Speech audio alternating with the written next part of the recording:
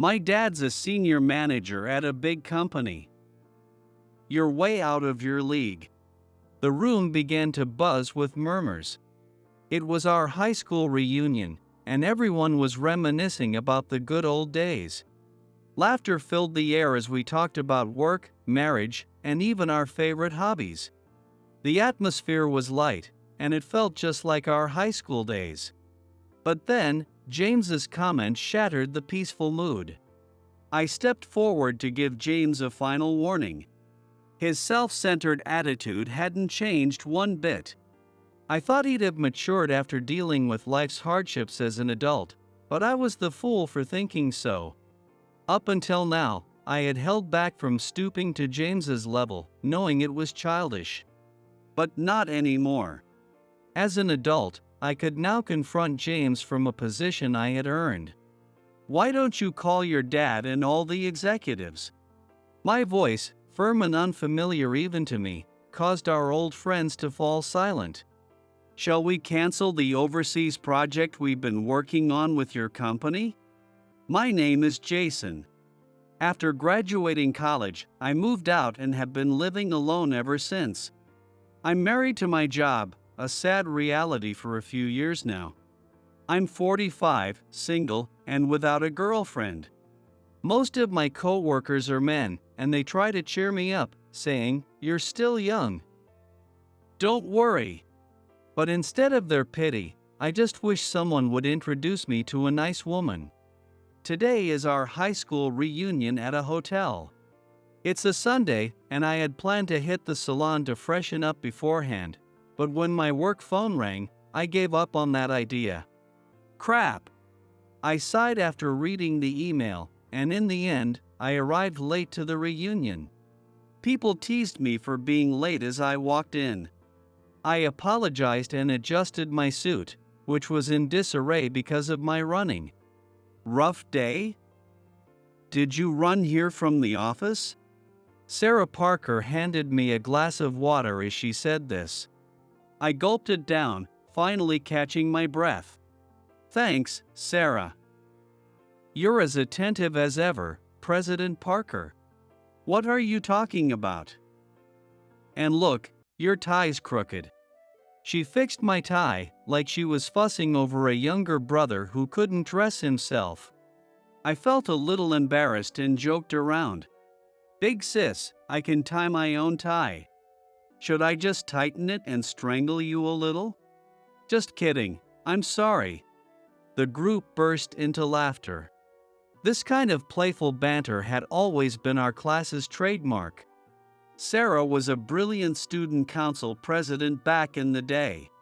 She was one of the most beautiful girls in our grade, and even now, she hasn't lost her charm.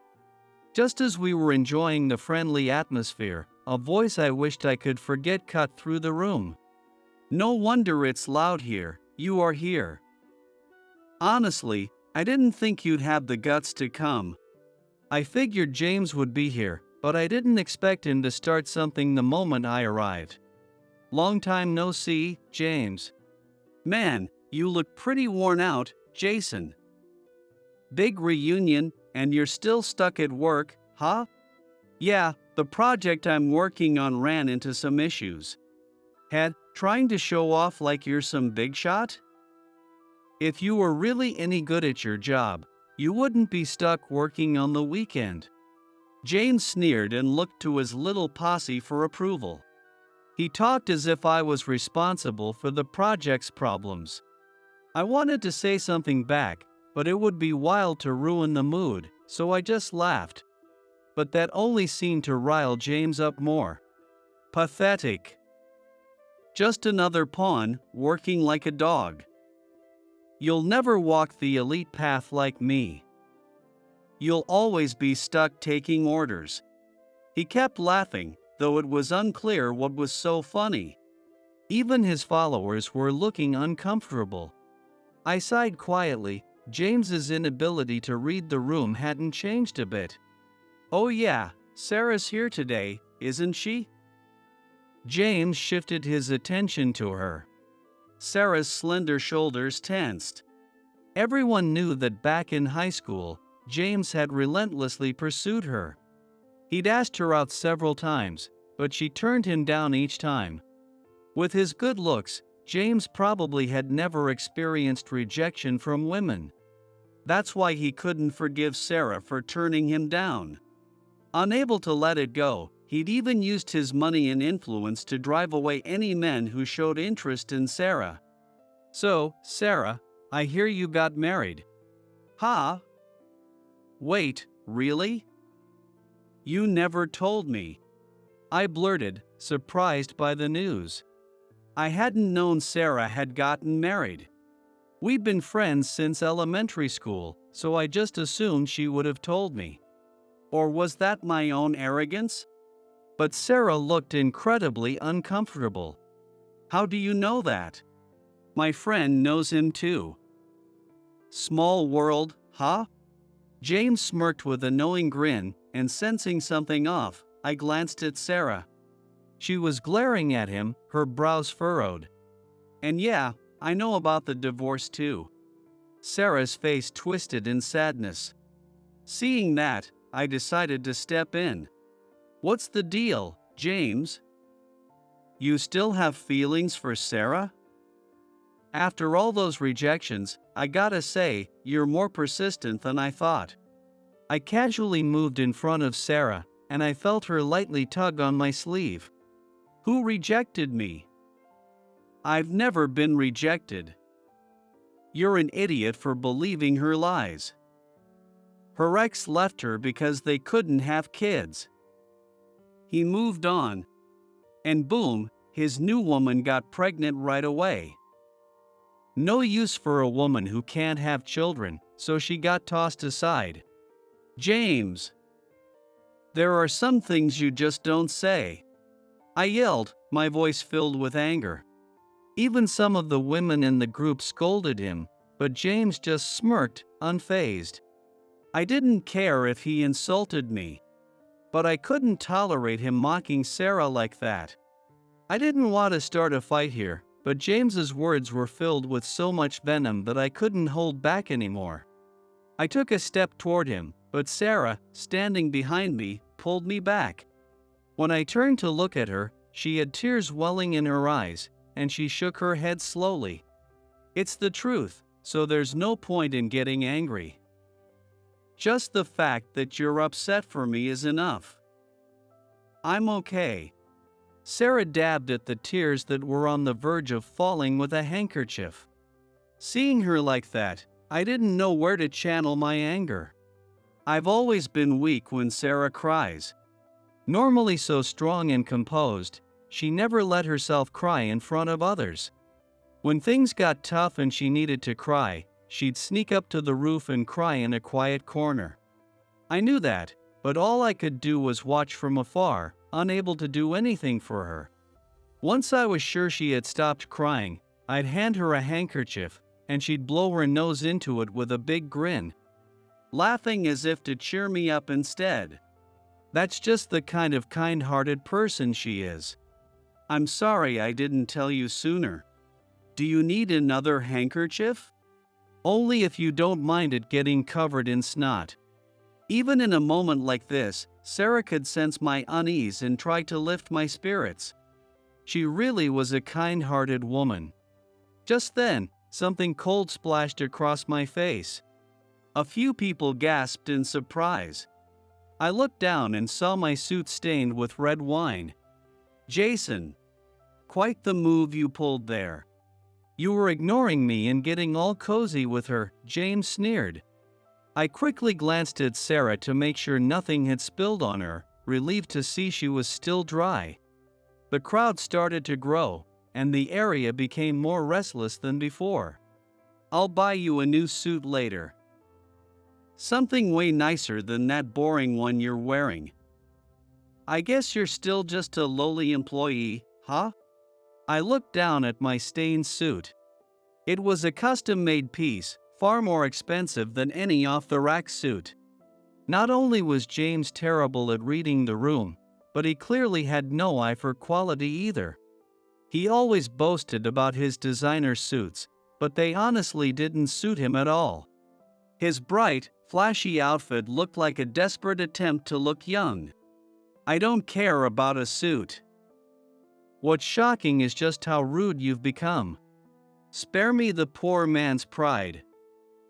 This is just a little entertainment. James laughed as he went to grab another drink.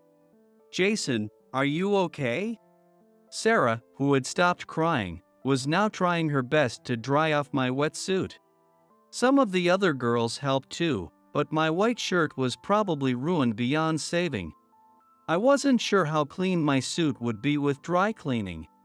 He's really getting out of hand. Making fun of Sarah like that was disgusting. With James out of sight for a moment, everyone started voicing their outrage. I tried to calm them down, knowing things could get worse if James overheard. Don't get too worked up. According to him, this is just for fun, right? I'll deal with him, so please stay out of it. I knew firsthand how much trouble he could cause if anyone else got involved. But the group's anger wasn't going to die down easily. And truthfully, I couldn't forgive what he'd said about Sarah either. Sarah, if I stick around, he's just going to get more obnoxious. Do you want to leave together? She thought for a moment before shaking her head. There's something I need to say to James. I didn't want to bring it up here, but I promised I would. She pulled out her phone and explained the situation to me. Just as she finished, James came back, clearly in high spirits. I glared at him without meaning to, which only made him smirk. What's that look for? Do you want me to pay for your suit after all? I already told you, I don't need it. What, are you dying to buy me a suit? James's face twisted in annoyance, and then he glanced at my left hand. You're still not married? Man, being a low-level employee working weekends must mean you can't even get a girlfriend. That's pretty sad. His remark about my job rank sparked a reaction from those around us. Even his group of lackeys seemed disgusted. But James didn't care about the tension in the air. Landing a job like mine is basically rigged from the start. No matter how much regular folks kiss up, promotions, transfers, even getting fired, it all depends on the boss's mood. You wouldn't believe how many useless employees I've gotten rid of. As James bragged about his so-called achievements, he downed another drink. Cheap booze, he muttered, clicking his tongue in disapproval. I couldn't help but be impressed, in a way, by that personality of his that just had to mock everything. I'm getting married soon, by the way. She's 21 and used to be a model. She is a little ditzy, but gorgeous enough to be worth it. You really shouldn't talk about your fiancé like that. No matter what you say, it's useless. You're just unlucky with women. This really is terrible booze. That wine earlier was at least drinkable. Why don't you go grab some more? After all, the entertainment isn't over yet. That's right, the real show was just beginning. I discreetly sent a message to someone. As the reunion chatter continued, the teachers from each class were invited onto the stage. One by one, the teachers took the microphone and shared their memories from back in the day. Every now and then, they added a funny anecdote, causing the crowd to burst into laughter. Even we forgot about the earlier tension and joined in the laughter. I still remember Jason's story from swimming class. Mr. Hayward, our class teacher, said. I stiffened and turned to look at him. Mr. Hayward smiled slyly. During the 25-meter crawl test, he swam the whole length without coming up for air. Hey! That's because I can't swim. What? Still can't swim? I'll lend you a kickboard from the school so you can practice. The room erupted with laughter. By the way, this whole exchange wasn't off the cuff. I'd suggested it earlier, and Mr. Hayward had played along. And yes, it's true, I still can't swim. Hey, is that what you were talking to Mr. Hayward about earlier? No comment, I said, flashing a smile. Sarah, though slightly exasperated, smiled back at me. I've always liked that about you, Jason. Ha! I let out a surprised, almost ridiculous sounding yelp, and Sarah tried to stifle her laughter. What? You're joking, right? No comment, she replied, pressing her index finger to her lips. The gesture made my heart skip a beat. Just as Mr. Carter finished his speech, James suddenly jumped on stage. He snatched the microphone and stepped forward. The moment our eyes met, I had a bad feeling. Now, for tonight's special event, let's find Jason a girlfriend. If there's any girl out there willing to date this poor workaholic, please raise your hand. Oh, by the way, I've got a 21-year-old fiancé, so there's no point for raising your hand to be my girlfriend. He literally looked down at us as he spoke. So this was the entertainment he'd mentioned earlier. I glanced up at James, who had earned the ire of every woman in the room, and made my way onto the stage. As you've just heard, I'm Jason, and yes, I'm looking for a girlfriend. Ladies, please, feel free. I played along, making light of it, and the room erupted in laughter. It's my own goodwill to at least be a prelude to the story I'm about to tell. He clearly hadn't expected me to stand next to him. Out of the corner of my eye, I could see the frustrated look on James's face. Oh, by the way, James might be needing a girlfriend soon too, so keep your eyes open, everyone. What the hell are you talking about? James growled, grabbing me by the collar. Gasps filled the room, and I raised a hand to calm everyone down. Then I glanced over at Sarah, signaling her. It seems like you didn't realize, James, but I work as a wedding planner at the venue where your wedding's set to take place. James's face paled instantly. I'm just one of the assistant planners, so we haven't spoken directly. But I've had a few conversations with your fiancé about the wedding. It turns out his fiancée had been growing suspicious of James, as they rarely spent time together due to his work. Despite it being their wedding, James was completely uninterested. Whenever his fiancée asked for his opinion, he'd just say, "You can decide. Do whatever you want." Feeling overwhelmed by pre-wedding jitters and the loneliness, she even cried in front of Sarah, questioning if James truly loved her. His fiancée asked me to find out how James really feels about her. She said she'd accept whatever he had to say. So I forwarded everything you've said tonight to her. Sarah, how dare? James immediately pulled out his phone. He was probably calling his fiancée. But as the call failed to connect, panic began to show on his face. No matter how many times you try, it's pointless. I got a message from her earlier saying she wants to cancel the wedding.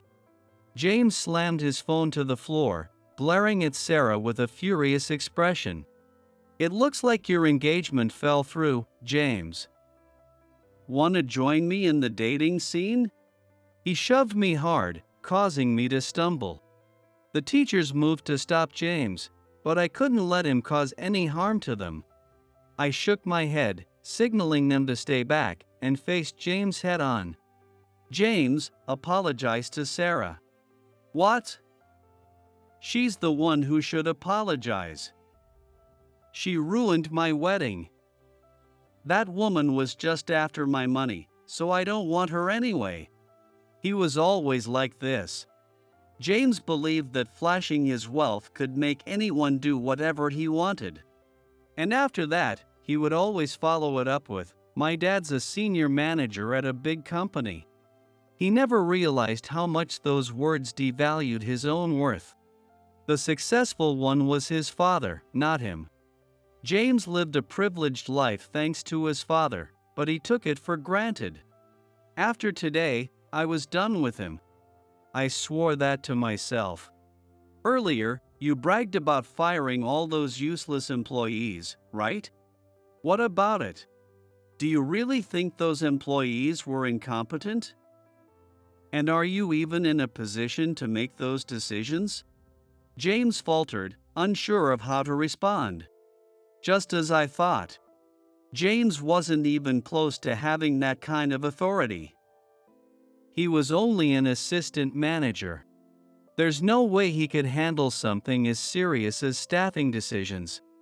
The person with the power was his father, the head of HR. While it was questionable how much influence James could exert through his father, that was an internal issue at his company. Not my concern. I made sure to get those who defied me fired by asking my dad. They're probably all jobless now. I was stunned. He actually admitted to relying on his father to fire people. At 45 years old, he still needed his dad to fight his battles.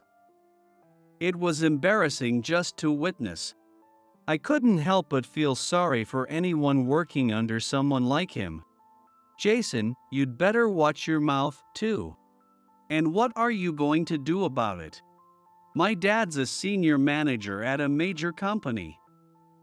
You're nothing compared to me. We don't live in the same world. So you'd better be careful how you talk to me. James's voice was thick with anger, but I just sighed deeply. His self-centered nature hadn't changed one bit. I had hoped that adulthood in the real world would have humbled him somewhat, but I was foolish to think that. Up until now, I had refrained from lowering myself to his level, thinking it was childish to respond in kind. But things were different now. As an adult, with a position I'd earned myself, I could stand up to him. Go ahead, call your dad and all the executives. My voice was calm but firm, so much so that the room fell silent. What are you talking about? I'm saying this as the head of the overseas division at Oakwood Trading Company. I pulled out a business card from my holder and thrust it toward James. The room erupted in murmurs. And no wonder. Oakwood Trading Company is one of the top companies in the U.S.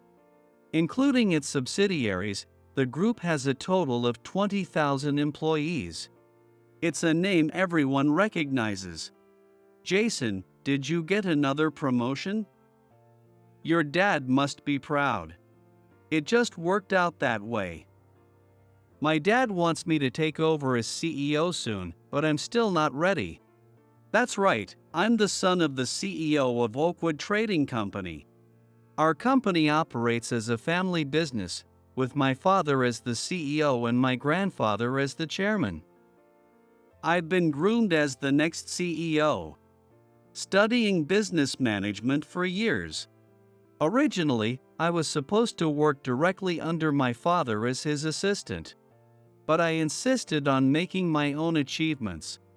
So I took the regular recruitment exam and worked my way up to become the head of the overseas division. Of course, I didn't do it all on my own. While I worked incredibly hard, I was also lucky to have great colleagues and bosses. It's also a testament to the hiring standards my family has upheld for generations. Having ambition is not a bad thing. Wanting to work for a company that values you is fair. But that alone won't make you successful. What's the most important thing in work? This question is always asked during the final interview at our company. If you answer it wrong, no matter how talented you are, you won't be hired. What's essential in work?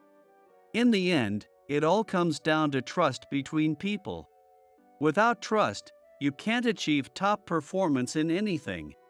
That's the philosophy of our company.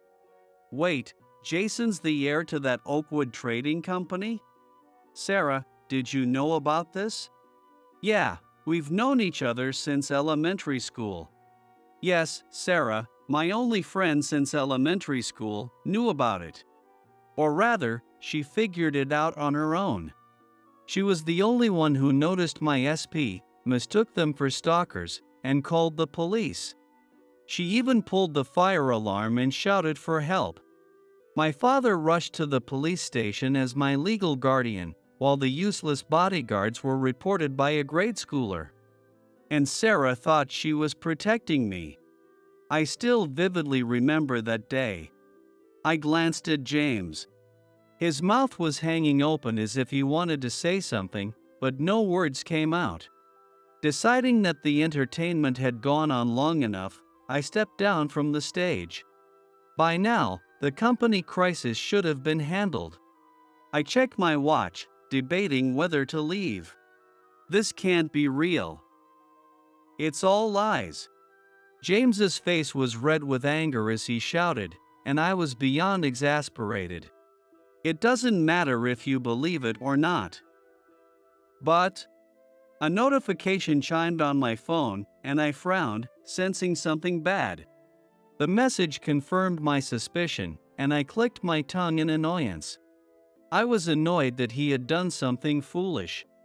Stop stalling. Just spit it out. The overseas project we've been working on with your company.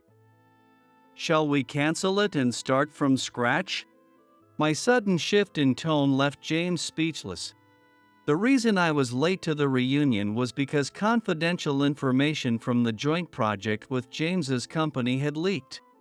A secret merger was in the works, and the project with James's company was partly a test of their capabilities. Yet, despite this, a leak occurred. It was a major incident, just when we thought we'd established a friendly relationship with them. The entire project team was called in, scrambling to find the cause. Chris, the leader on their side, quickly traced the source of the leaked data. He promptly notified all the relevant parties. Although I, as the leader, should have been there to clean up the mess, Chris graciously took over my share of the work, saying I should enjoy my reunion. This morning, Chris from your company handled the issue with the project. He apologized, admitting it was entirely their company's fault. Here, I said, showing him the email on my work phone. As soon as James saw the authentic signature, his face went pale. It was clear that an emergency executive meeting would be held over this. The email didn't go into specifics, but it hinted that there was a traitor within their company. Naturally, any project with such a company would be canceled. Rather than a merger, it would likely result in their company being absorbed and turned into a subsidiary. Mass layoffs were expected. I'll make sure this issue is thoroughly investigated. Trying to deceive our company won't go unpunished. After the layoffs, let's see how many employees are left. As for you, James, you might want to ask your dad if you'll still have a job.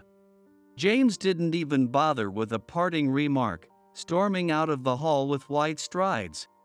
His lackeys exchanged glances, shrugged, and followed him out. At the time, I didn't know, but it turns out that the employees James had gotten his father to fire were later rehired by our company. Their skills and experience were top-notch, so much so that our HR department couldn't understand why they'd been let go in the first place. So, what ended up happening with that project?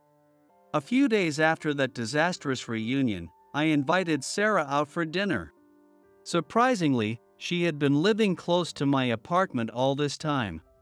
I regretted not inviting her out sooner. Of course, the project was scrapped. The traitor was fired, and their leader, Chris, was demoted for failing to prevent the leak. As expected, their company was absorbed under the guise of a merger, becoming a subsidiary. James's company now officially belonged to ours, and with that, a massive round of layoffs occurred. Their president, Mr. Robert, took the opportunity to demote James's father, Nick. And James himself was promptly laid off. What about James's fiancée? Well, let's just say today's generation is pretty clever. Because of the timing of the wedding, they only had to pay 50% of the cancellation fees. You're the one who called off the wedding. You should pay. No way. This is all your fault. Why should I be the one to pay? I heard that James's wedding plan was top tier, all because of his desire to show off. They had multiple outfit changes, which made it way more expensive than the average. Even the half-price fee was higher than an average wedding. Having just been laid off, James refused to pay. His fiancée, in turn, turned to Sarah for help, crying and pleading with her to fix the situation. She's actually a fairly well-known fashion model. So, we worked out a deal to have her sign on as our company's exclusive model to cover the costs.